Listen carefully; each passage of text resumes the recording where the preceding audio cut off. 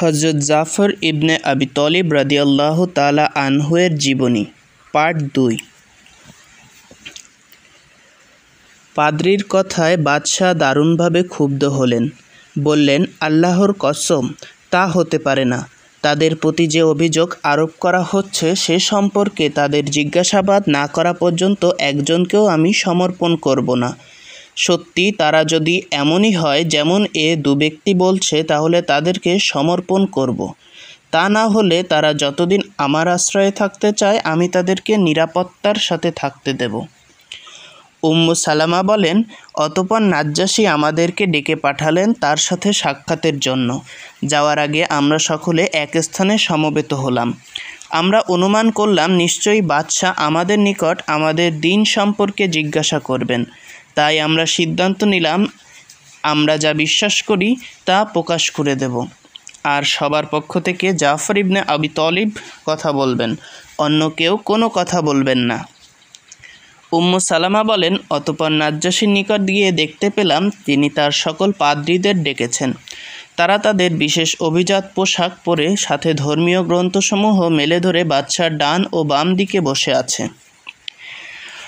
আমর ইবনুল আস ও আবদুল্লাহ ইবনে আবি রাবিয়াকে আমরা বাদশার নিকট দেখতে পেলাম। মজলিসে আমরা স্থির হয়ে বসার পর নাজ্জাশী আমাদের দিকে দৃষ্টি ফিরিয়ে জিজ্ঞাসা করল, সে কোন ধর্মমত যা তোমরা নতুন আবিষ্কার করেছ এবং যার কারণে তোমরা তোমাদের খানদানি ধর্মকেও পরিত্যাগ করেছ, অথচ আমার অথবা অন্য কোনো ধর্ম গ্রহণ করনি? জাফর ইবনে আবি তালিব সবার পক্ষ থেকে বললেন, মহামান্য বাদশাহ, আমরা ছিলাম একটি মূর্খ জাতি।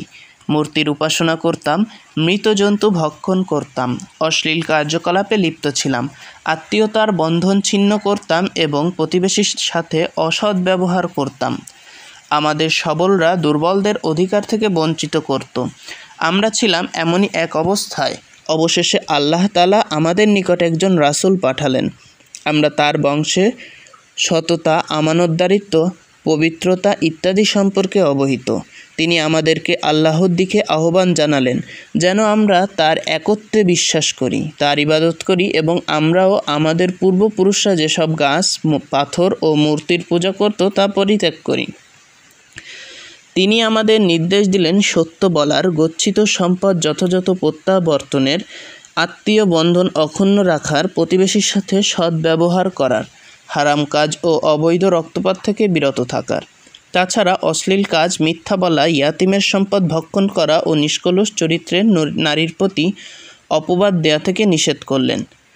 তিনি আমাদের আরও আদেশ করেছেন এক আল্লাহর ইবাদত করার, তার সাথে অন্য কিছু শরিক না করার, নামাজ কায়েম করার, যাকাত দানের এবং রমজান মাসে রোজা রাখার। আমরা তাকে সত্যবাদী জেনে তার প্রতি ঈমান এনেছি এবং আল্লাহর কাছ থেকে যা কিছু নিয়ে এসেছেন তার অনুসরণ করেছি। সুতরাং যা তিনি আমাদের জন্য হালাল এবং হারাম ঘোষণা করেছেন আমরা তা হালাল ও হারাম বলে বিশ্বাস করেছি। মহামান্য বাদশাহ, অতঃপর আমাদের জাতির সকলেই আমাদের ওপর বাড়াবাড়ি আরম্ভ করল। তারা আমাদের দিন থেকে পুনরায় মূর্তি পূজার দিকে ফিরিয়ে নেয়ার জন্য আমাদের ওপর অত্যাচার চালালো। তারা তখন আমাদেরকে অত্যাচার উৎপীড়নে জর্জরিত করে তুলল এবং আমাদের ও আমাদের দিনের মধ্যে প্রতিবন্ধক হয়ে দাঁড়ালো। তখন আমরা অন্য কোথাও না গিয়ে আপনার এখানেই আশাকে প্রাধান্য দিলাম, এই আশায় যে আপনার এখানেই আমরা অত্যাচারিত হব না। উম্মু সালামা বললেন, অতঃপর নাজ্জাশী জাফর ইবনে আবি তালিবের দিকে একটু তাকালেন এবং জিজ্ঞাসা করলেন, তোমাদের নবী আল্লাহর নিকট থেকে যা নিয়ে এসেছেন তার কিছু অংশ আমাদেরকে বলো। তিনি বললেন, এ তোমাদের প্রতিপালকের অনুগ্রহের বিবরণ তার বান্দা জাকারিয়ার প্রতি। যখন সে তার প্রতিপালককে আহ্বান করেছিল গোপনে, সে বলেছিল, আমার অস্থি দুর্বল হয়েছে, বার্ধক্য আমার মস্তক সাদা হয়েছে। হে আমার প্রতিপালক, তোমাকে আহ্বান করে আমি কখনো ব্যর্থকাম হয়নি। এভাবে তিনি পবিত্র কুরআনে সূরা মারিয়ামের প্রথম অংশ পাঠ করে শোনালেন। আল্লাহর কালাম শুনে নাজ্জাশী এত কাঁদলেন যে অশ্রুধারায় তার চোখ সিক্ত হয়ে গেল এবং দরবারে উপস্থিত পাদ্রীরা কেঁদে তাদের সম্মুখে উন্মুক্ত ধর্মগ্রন্থ ভিজিয়ে দিল। কিছুটা শান্ত হয়ে নাজ্জাশী বললেন, তোমাদের নবী যা নিয়ে এসেছেন এবং তার পূর্বে ঈসা আলাইহিস সালাম যা নিয়ে এসেছিলেন উভয়ের উৎস এক। অতঃপর আমার ও তার সঙ্গীর দিকে তাকিয়ে বললেন, তোমরা চলে যাও, আল্লাহর কসম তোমাদের হাতে আমি তাদেরকে সমর্পণ করব না। উম্মু সালামা বললেন, আমরা নাজ্জাশীর দরবার থেকে বেরিয়ে এলে আমর ইবনুল আস আমাদের শুনিয়ে তার সঙ্গীকে বলল, আল্লাহর কসম আগামীকাল আবার আমরা বাদশার নিকট আসব এবং তার নিকটে তাদের এমন সব কার্যকলাপ তুলে ধরব যাতে তার হৃদয়ে হিংসার আগুন দাউ দাউ করে জ্বলে ওঠে এবং তাদের প্রতি ঘৃণায় তার অন্তর পূর্ণ হয়ে যায়। তাদেরকে সম্পূর্ণ উৎখাত করার জন্য অবশ্যই বাদশাকে উৎসাহিত করব। এ কথা শুনে তার সঙ্গী আবদুল্লাহ ইবনে আবি রাবিহা বললেন, আমর, এমনটি করা উচিত হবে না। ধর্মীয় ব্যাপারে আমাদের বিরোধিতা করলেও তারা তো আমাদেরই আত্মীয়। আমর বলল, তুমি রাখো তো এসব কথা, আমি অবশ্যই বাদশাকে এমন সব কথা অবহিত করব যা তাদের অন্তরকে কাঁপিয়ে তুলবে। বাদশাকে আমি বলবো তারা মনে করে ঈসা ইবনে মারিয়াম অন্যদের মতোই একজন বান্দা। পরদিন সত্যি আমর নাজ্জাশীর দরবারে উপস্থিত হয়ে বলল, মহামান্য বাদশাহ, এসব লোক যাদেরকে আপনি আশ্রয় দিয়ে সাহায্য করছেন তারা ঈসা ইবনে মারিয়াম সম্পর্কে একটা মারাত্মক কথা বলে থাকে। আপনি তাদের কাছে লোক পাঠিয়ে জিজ্ঞেস করে দেখুন তারা ঈসা সম্পর্কে কি বলে। উম্মু সালামা বলেন, আমরা একথা জানতে পেরে ভীষণ দুশ্চিন্তায় পড়লাম। আমরা পরস্পরকে জিজ্ঞাসা করলাম, বাদশাহ যখন ঈসা ইবনে মারিয়াম সম্পর্কে জিজ্ঞাসা করবেন তোমরা তখন কি বলবে? সবাই ঐক্যমতে পৌঁছালাম, তার সম্পর্কে আল্লাহ তাআলা যা বলেছেন তার অতিরিক্ত আর কিছুই আমরা বলবো না। আমাদের নবী তার সম্পর্কে যা কিছু এনেছেন তা থেকে আমরা এক আঙুলের ডগা পরিমাণও বাড়িয়ে বলবো না। তাতে আমাদের ভাগ্যে যা থাকে তাই হবে। আমাদের পক্ষ থেকে এবারও জাফর ইবনে আবি তালিব কথা বলবেন।